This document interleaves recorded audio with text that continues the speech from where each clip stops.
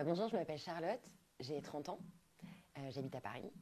Je suis une ancienne combattante d'un cancer de l'ovaire et maintenant je suis entrepreneur. Je vous en dirai plus après. En fait, le 1er avril 2013, j'ai fait une occlusion intestinale. Je suis allée aux urgences. On m'a opéré de l'occlusion et c'est en ouvrant de l'occlusion que le chirurgien a découvert qu'en fait j'avais un cancer qui avait métastasé très haut dans le ventre et qui avait infesté un peu tout le péritoine. Déjà, ce qui m'a fait vachement tenir le coup, c'est que j'avais une première bataille qu'il fallait que je remporte, c'est qu'il fallait pas que je perde mes cheveux. J'étais obsédée par mes cheveux et on m'avait parlé du casque glacé qu'on pouvait mettre pendant la chimio, donc je me suis évidemment foutu le casque dès que j'avais de la chimio.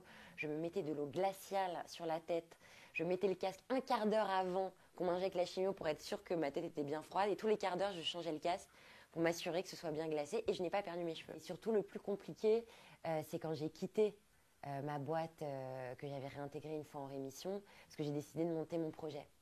Maintenant je suis start-upeuse.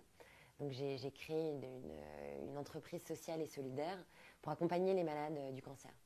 Donc je leur propose des box beauté pour s'accompagner pendant les traitements avec des thématiques ciblées, notamment pour la chimiothérapie.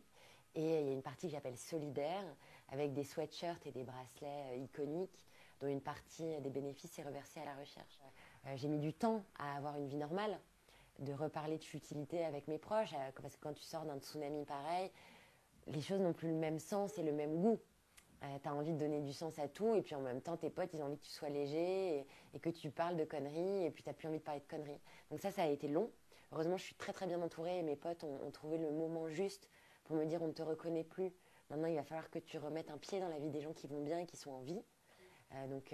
Pour ça, il faut du courage et des gens qui nous aiment vraiment, qui osent nous le dire. Le quotidien se reconstruit progressivement, mais avec mon mec, on fait des projets, alors différemment, parce qu'on aura un enfant autrement.